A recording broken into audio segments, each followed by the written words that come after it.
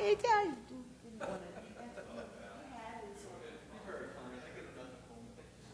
Not a problem.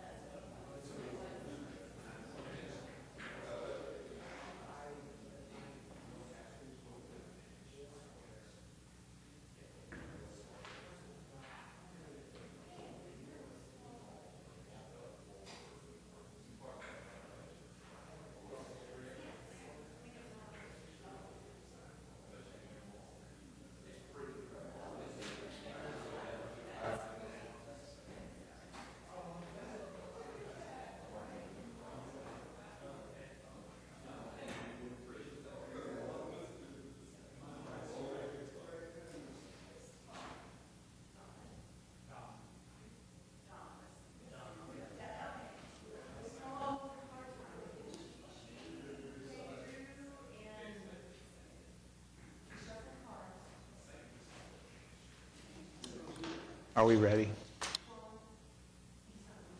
Miss Paula?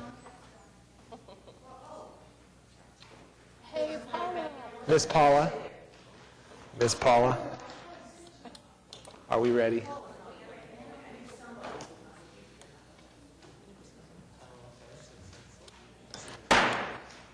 Good morning. I'd like to welcome everybody to the January 7th meeting of the Riverfront Design Review Committee. I would say I'll take the opportunity to silence phones, but it's just going to be us. First item on the agenda is roll call. Anthony Black. Here. Scott Howard. Brian Doherty. Here. Paul Dudman. John Joyce. Here. Don Kasperite. Here. Jillian Robles. Here. Richie Splitt. Here. And David Jost. Here. You have a quorum. Thank you. Item number 2 on the agenda is the approval of the minutes, which are located in your packet. And unless there's any comment on it, I'll entertain a motion. Move approval. Second. Approval by Mr. Kasperite, second by Mr. Splitt. All in favor? Aye. Any opposed? Motion carries. Item number 3 is cases withdrawn, and there are none. Item 4, continuance requests, there are none. Item 5, consent docket, no items. Item 6, cases for individual consideration, there are none. Item number 7, other business. Item A is SPUD 00850 at 3603 Southwest Charles Street, Meridian Gateway. And the applicant is not present. Good morning. No, I've actually never even spoken to the applicant. Do you want to give us an update on this? So before you is a rezoning request that we need your comments on. It's a little unusual. If you've not been out there, this is way out west in Scenic River. This is a little piece of a subdivision that used to be much larger before the river was straightened. And so you're basically looking at 3 streets that are left of the subdivision. It's not heavily dense out there. They're older homes. This particular situation is one where at some point in time, and I don't know when, there were, one was actually a 3-car garage, and I guess the others were outbuildings, were converted into single-family residential units and rented. And this became a code enforcement case. One of his solutions was he was going to have to make them legitimate before he can even try to pull building permits, is he needed to rezone it. Well, this piece of the subdivision is zoned industrial, and you can't have single-family residential in industrial. So his option was to either rezone it straight to a residential zoning that would allow these 4 houses on one parcel of land, or he could go with a SPUD. So he chose a SPUD. The SPUD itself is now written to say it will leave the property in Scenic River, which is typically what we look for. It's a little unusual in that everything around it is industrial. As you can tell from the picture on the right, there's a big auto auction, which is to the north, and you can kind of see where this little pocket of things are. So the original house is house number 4. That was also had significant work done on it without permits. And so there's actually permits needed on every single structure, which is not really our issue. We're just here to look at the spud. And, you know, I looked at the fact that it's leaving it in Scenic River, which is typically what, if it's not, I would say, you know, it needs to be added. So I kind of pieced 2 pictures together because we don't have a panoramic camera, but you can kind of see how the houses are on the corners of the parcel, and then there's 2 driveways that go in. The neighborhood is obviously older homes. Some are very small, like the one in the lower left corner, then the lower right corner. There's some that are larger. There's probably some people that have lived out there for a really long time, and they're a little pocket, and you wouldn't even realize that it's there unless you had to go look for it. And so staff is recommending approval because it's leaving it in Scenic River, which is what our concern is. Do we have any comments? I would make a motion to follow staff's recommendation, vote to approve. Motion by Mr. Doherty. And a second. It's a very unusual situation, but I think probably under the circumstances, I would agree with staff's recommendation.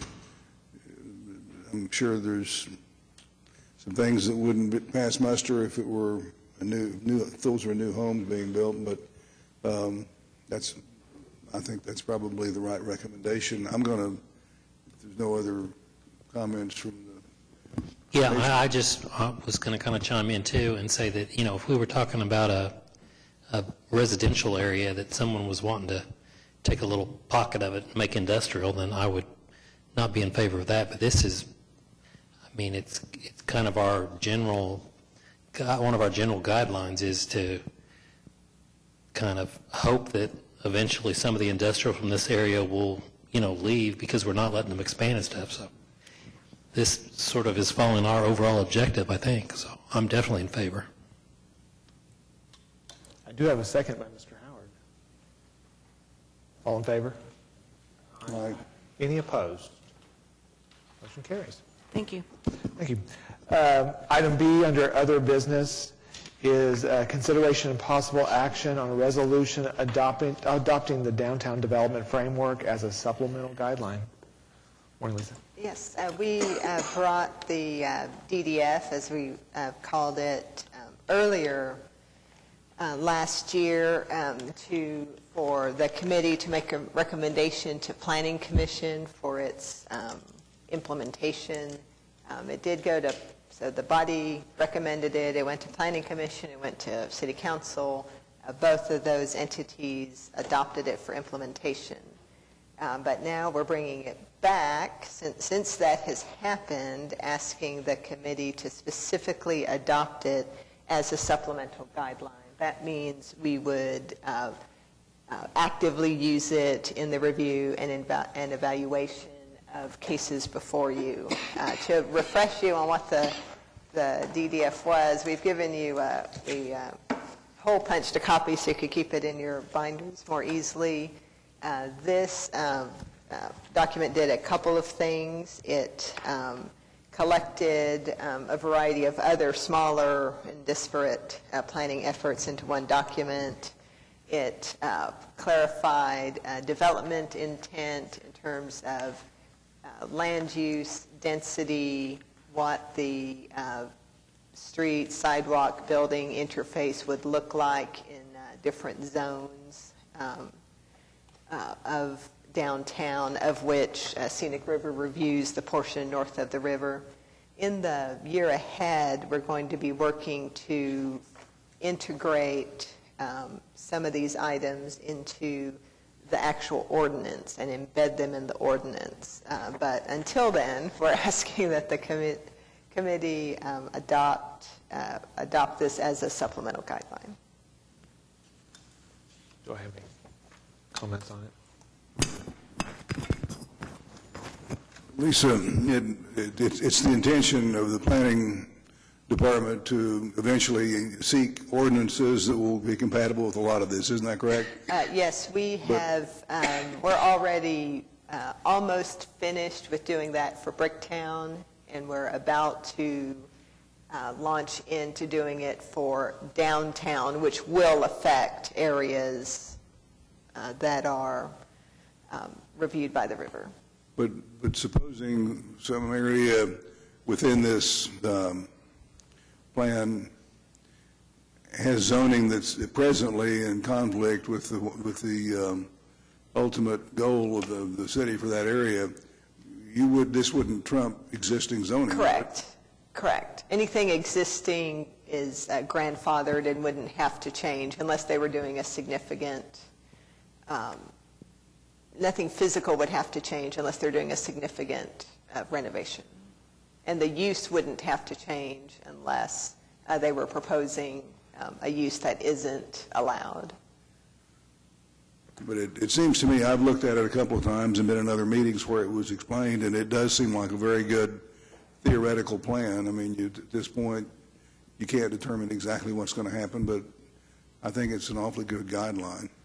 Yeah, the biggest points of it, I think, are it's concentrating mass and density in the DBD, and then confirming transitional zones in terms of height and massing and density in Midtown area and in the areas around the park.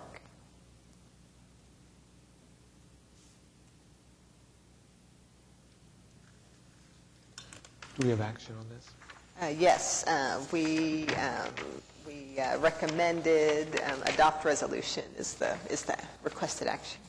If there's no further comments, I'll entertain a motion. So you're asking that we recommend adoption of this framework? Yeah, adopt. There's a resolution, a separate resolution on the second page of the staff report, and we're asking that you adopt the resolution, which the resolution captures the framework as the guideline. Can I read it? Yeah. Okay. Resolution of the Riverfront Design Committee of the City of Oklahoma City adopting the Downtown Development Framework as a supplemental guideline. Whereas the City of Oklahoma City Planning and Public Works Departments partnered with the Downtown Oklahoma City Incorporated, the Alliance for Economic Development of Oklahoma City, and the Greater Oklahoma City Chamber of Commerce to develop a downtown development framework for Oklahoma City. And whereas leaders from these organizations worked on the creation of the framework for over a year, and whereas the public outreach process included presentations to and feedback from numerous downtown property owners, developers, and the design review commissions and committees overseeing the areas within the framework boundaries, and whereas the document reflects comprehensive efforts to define a vision for the downtown Oklahoma City so that public and private investment can be coordinated to create a physical environment that defines the world-class downtown, and whereas the document provides a framework for future growth that emphasizes the connectivity between land use and transportation and includes a series of policies that guide land use, urban design, transportation, and infrastructure, which together make up the urban fabric of downtown and its various sub-districts. And whereas the framework will be used to clarify and enhance existing design regulations and guidelines regarding public and private development and streetscape design, and whereas the framework will be used to inform updates to the downtown design districts, the creation of an updated downtown street design manual to replace the downtown streetscape master plan, an application of development incentives, and whereas the document was reviewed by the Board of Directors for Downtown Oklahoma City, Inc., and whereas the document was recommended to the Planning Commission for approval by the design review commissions and committees overseeing the areas within the framework, which include the Downtown Design Review Committee, Bricktown Urban Design Committee, Urban Design Commission, and Riverfront Design Committee. And whereas on August 27th, 2015, a resolution adopting the downtown development framework for implementation was approved by the Planning Commission of the City of Oklahoma City. And whereas on September 29th, 2015, a resolution adopting the downtown development framework for implementation was approved by the City Council of the City of Oklahoma City. Now, therefore, be it resolved that the Riverfront Design Committee of the City of Oklahoma City does hereby adopt the downtown development framework as a supplemental guideline. Signed by the chair. I'll make the motion to adopt the resolution.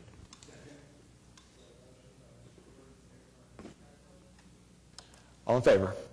Aye. Any opposed? Motion carries. Thank you.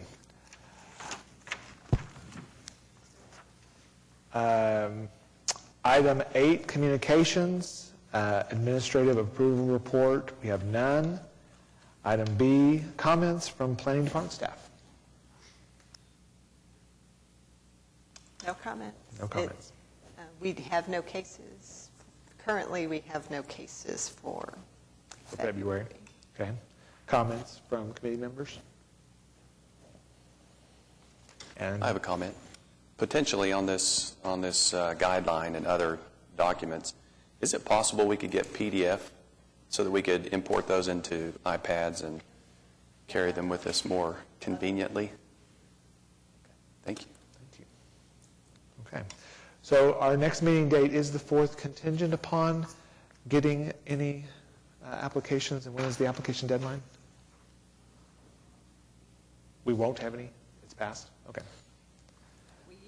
We usually don't officially cancel till we know there's not some, maybe another spud or something that needs action, but so far it's quiet. Highly potential. Okay. With that, I will entertain a motion to adjourn. Moved by Mr. Howard.